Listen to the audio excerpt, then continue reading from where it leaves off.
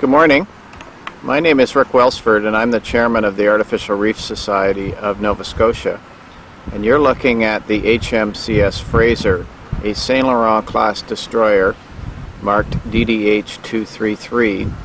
And she is the survivor of a fleet of 22, which we consider Canada's first designed and built.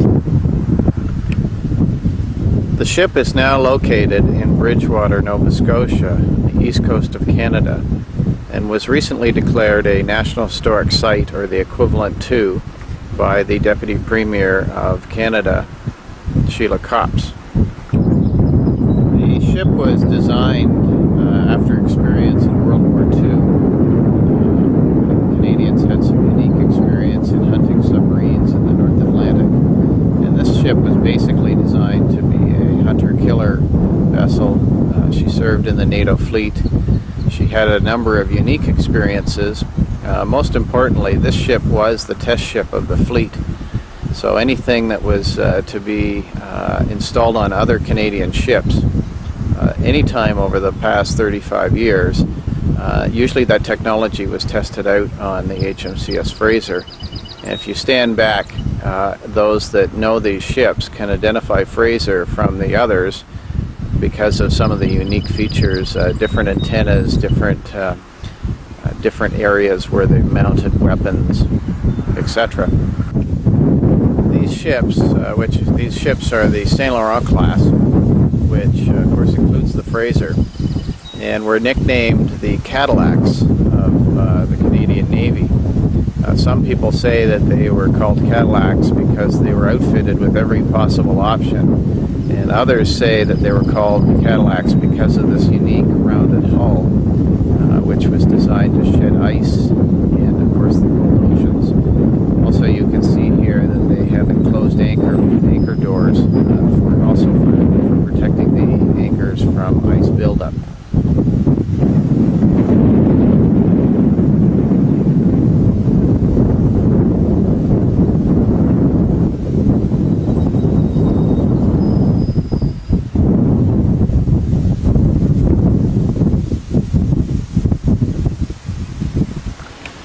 The Fraser was built in the mid-50s and launched on the west coast of Canada. She is said to have been the only Canadian ship to have participated in an experimental nuclear blast testing along with the American Navy in the Pacific. I believe the island was something called Willy Willy or somewhere close to that. And they claim that the reason that the captain's toilet has never flushed properly since about that time is because of that nuclear blast. We have had the ship relocated in Bridgewater for about 3 years. She was paid off or decommissioned in American terms in 1994. I understand that her maintenance budget ran out in 1992 and they extended her life 2 years beyond that as she was being used for peacekeeping purposes in the Atlantic. These ships are very well known in the NATO fleet because they were the first what they consider small ships, a destroyer being a small ship, which actually carried a full-size helicopter, and that's the helicopter hangar that we're looking at and the deck behind it. These ships carried a single Sea King helicopter, and it's that helicopter that became the most offensive weapon, extending the range of the ship from say 12 or 20 miles to 200 miles. The ship is now owned by the Artificial Reef Society of Nova Scotia, as is the surrounding port. We have 1,100 feet of water frontage here and both sides of the river. We're just a little less than a kilometer down from the main part of town, and as you can see, we actually have a fairly secure area with a couple acres of pavement adjacent to the ship. You'll see roughly where we are to town as you see off in the horizon there, beyond the poles, I'm sorry. You'll see some of the buildings in a mall, and Bridgewater, the town of Bridgewater, is really the center of the South Shore, so things like banking and FedEx and delivery and things like that all come fairly easily in Bridgewater. Just before we go on board, I thought I'd give you an idea of the helicopter hangar. It's quite large. It seems small from here, but it's quite large. A Sea King helicopter is one of the largest shipborne helicopters that you find. And Canadian ships were the first small ships to develop a system where they could haul them down. In other words, land them in rough seas. And I'll show you at some point when we get up to the helicopter hangar what was involved in that. Although it's not totally out of the question, the ship is really not set up to go back to sea. And as you can see, we have various devices for getting aboard. The wooden stand is called the brow stand, and we have a small gangway across. The gangway is not here at the moment, but isn't very hard to relocate. And then as you can see here, we have a large gangway that goes directly up the ship. It's a bit easier for wheeling it from one off and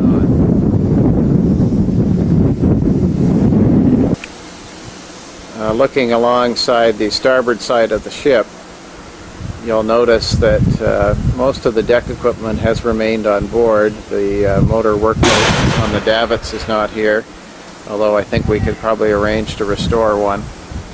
And what you're looking at directly in the center in front of us are the torpedoes, and they were homing torpedoes that could be launched from the ship. Of course, homing torpedoes looking for Russian submarines. We're now located in the helicopter hangar. This is one of the largest indoor areas on the ship. I haven't added any extra lighting. I thought I would give you an idea of what exists right now. It's quite large. I understand when the Sea King helicopter was in here that there wasn't an extra inch to spare. You'll see most of the cabinets and things that were part of the storage system for the helicopter hangar have all remained. Well, we're a little bit messy because we use this area for receptions, and the Sea Cadets are in here quite often. I think that the area could be straightened out pretty quickly and would be a fun area to use. Hopefully there's enough light for you to get an idea of the complexity of the ship. This is something called the incident board, and shows how each compartment relates to the other. If I'm really smart today, I'll get a copy of the incident board and send it along, so that if you have questions, and you can ask me by telephone, and we know what compartment we're talking about.